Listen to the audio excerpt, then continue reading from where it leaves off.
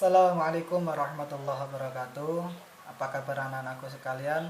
Alhamdulillah kali ini Bapak dapat membuat video pembelajaran online untuk anak-anak pelajari di rumah. Adapun kali ini Bapak membuat video untuk kelas 5 dari mata pelajaran Al-Quran Hadis. Adapun yang akan kita bahas di video ini tentang surat Al-Kafirun. Oke, anak-anakku sekalian, sebelum kita memulai pembelajaran atau pembahasan kali ini, alangkah baiknya kita membaca basmalah dulu agar pembelajaran kita melalui video online ini mendapatkan ridho dari Allah Subhanahu wa taala dan bermanfaat untuk kita semua. Bareng-bareng ya nak ya.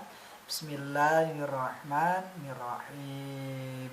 Nah, yuk kita lanjut ke materi pembahasan. Nah, anak-anakku sekalian, kali ini materi yang akan kita bahas Al-Quran Hadis tentang surat Al-Kafirun. Pada pembelajaran kali ini tentang surat Al-Kafirun yang akan kita bahas, yang pertama anak-anak nanti menulis surat Al-Kafirun di buku, baik itu suratnya beserta artinya. Kemudian yang kedua, bagaimana cara membacanya, membaca surat Al-Kafirun. Kemudian mengetahui isi kandungan dari surat Al-Kafirun. Kita akan bahas satu persatu. Nih, membaca surat Al-Kafirun, mengartikan surat Al-Kafirun dan memahami isi kandungan dari surat Al-Kafirun. Yuk kita bahas pembelajaran tentang surat Al-Kafirun, cara membacanya. Cara membaca surat Al-Kafirun, anak-anak nanti ikuti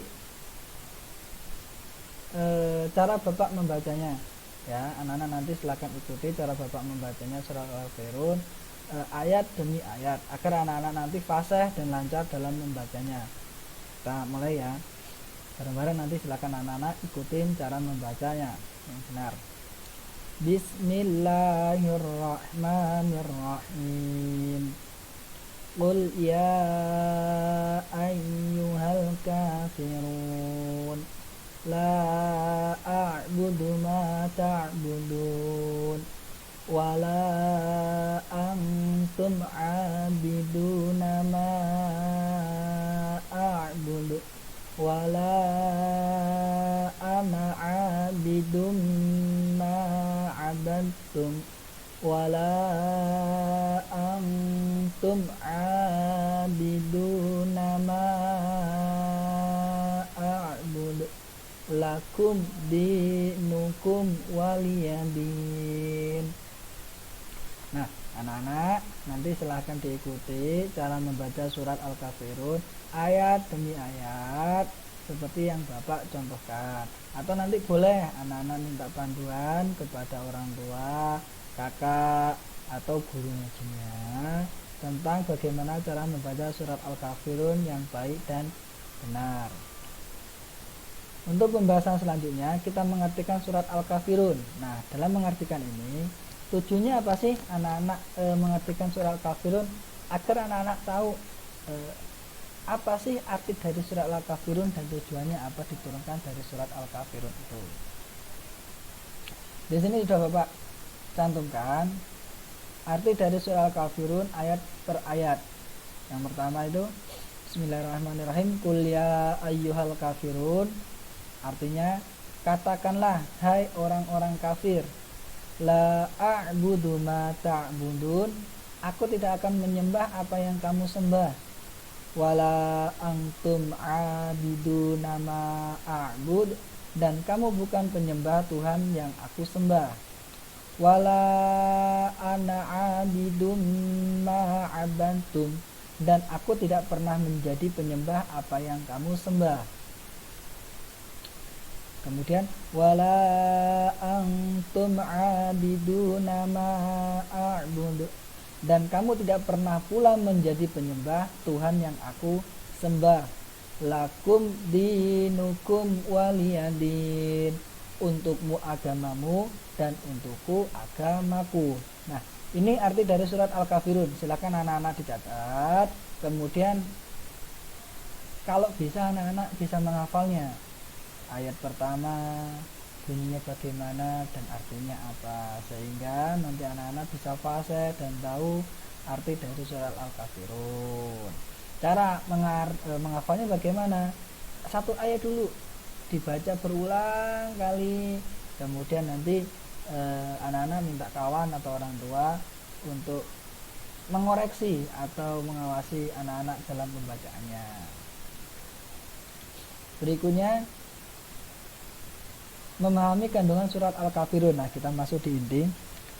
Jadi anak-anak pernah dengar nggak tentang surat Al-Kafirun ini diturunkan mengenai apa?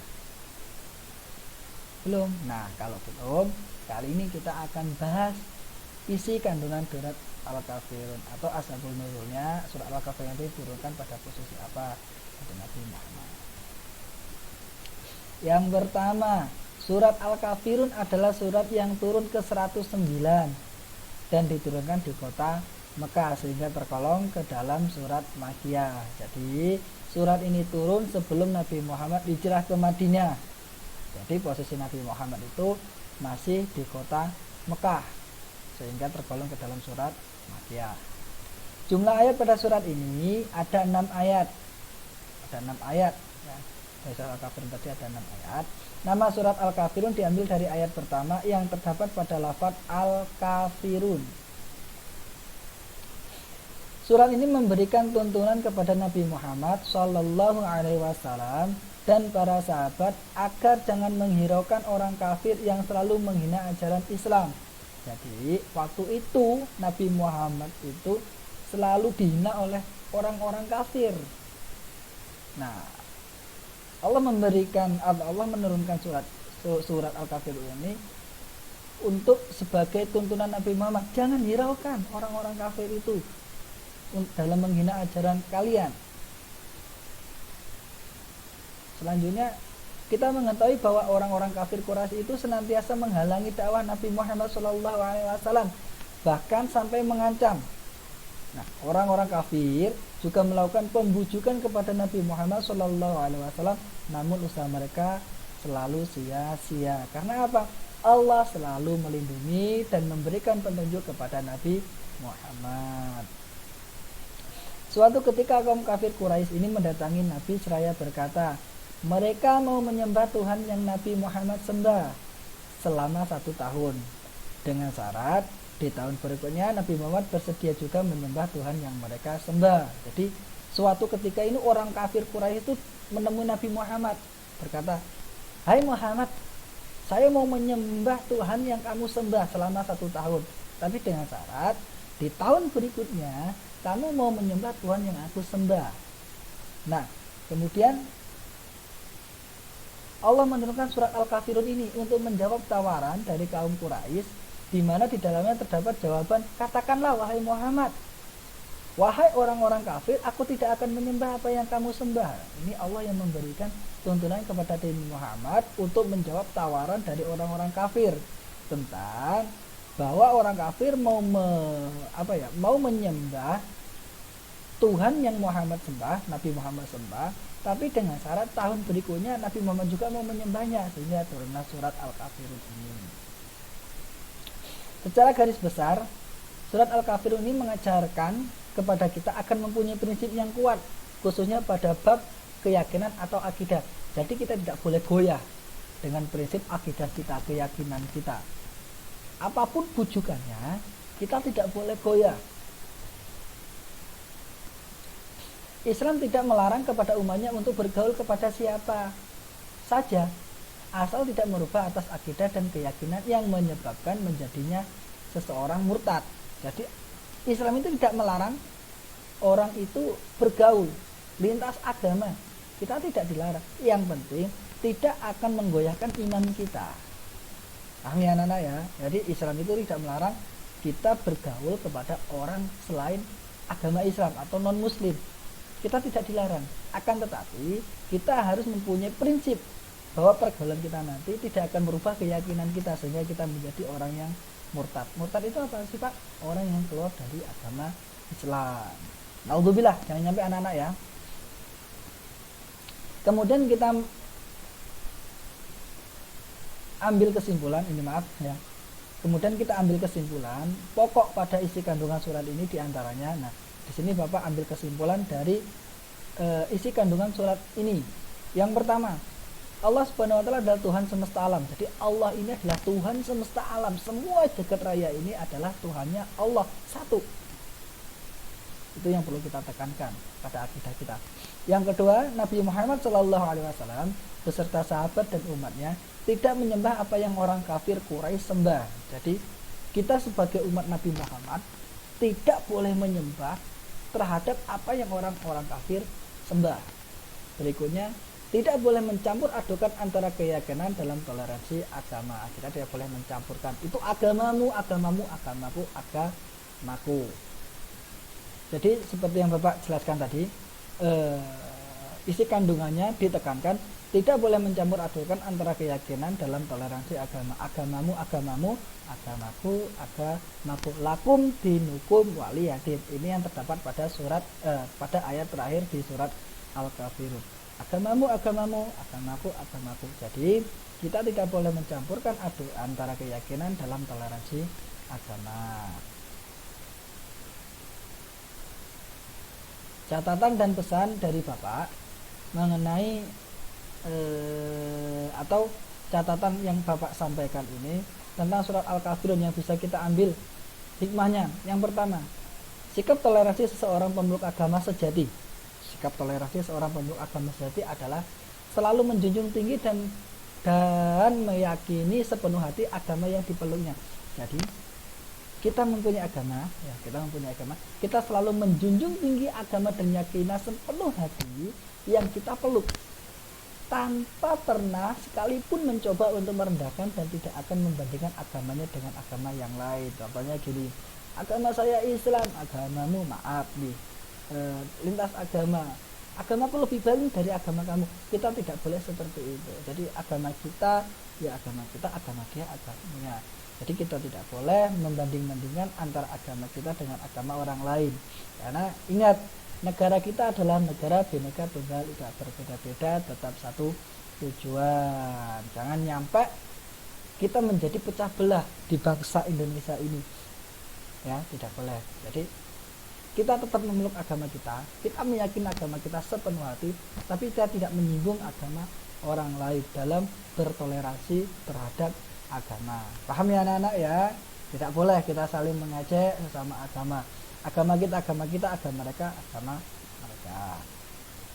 Nah, demikian pembahasan tentang surat Al-Kafirun, dari cara membacanya, mengartikannya, sampai mengetahui isi kandungan dari surat Al-Kafirun. Sekarang kita lanjut ke latihan soal harian. Seperti biasa, soal ini terdapat 2 soal yang perlu anak-anak kerjakan. Nah, soalan ini nanti silakan ditulis di kertas 1 lembar. Jangan lupa tulis nama, kelas, kemudian mata pelajarannya. Dikumpul di minggu berikutnya. Apa aja Pak soalnya? Soalnya ada 2. Yang pertama, silakan anak tuliskan surat Al-Kafirun ayat 1 sampai dengan 6. Nah, ditulis surat Al-Kafirun ayat 1 sampai 6. Tulisannya harus yang bagus, yang rapi. Bagaimana caranya? Ya belajar. Oke ya. Kemudian yang kedua, tuliskan secara garis besar isi kandungan surat Al-Kafirun. Nah, Al-Kafirun ini apa sih?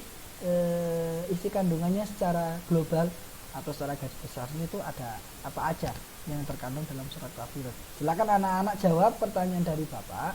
Minggu depan silakan dikumpul tugas yang Bapak berikan di video ini. Tetap semangat, jangan kendor dalam belajar walaupun kita menggunakan sistem daring. Nah, demikian pembahasan tentang materi Al-Quran Hadis kelas 4. Mudah-mudahan anak-anak dapat mengikuti pembelajaran ini dengan baik. Dari Bapak cukup sekian. Yuk kita tutup pembelajaran kita dengan membaca Alhamdulillahirabbil alamin.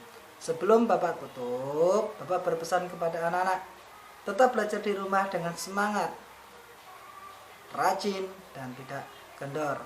Jaga kesehatan, manfaatkan waktu semaksimal mungkin. Kalau ada pertanyaan atau hal-hal yang perlu ditanyakan dari Dewan Guru, silakan anak-anak chat di grup atau boleh chat secara pribadi melalui kontak WhatsApp atau kontak HP yang anak-anak punya. Kami selaku Dewan Guru dan pendidik siap melayani dan siap membimbing anak-anak dalam proses pembelajaran jarak jauh. Demikian Bapak akhiri. Wassalamualaikum warahmatullahi wabarakatuh.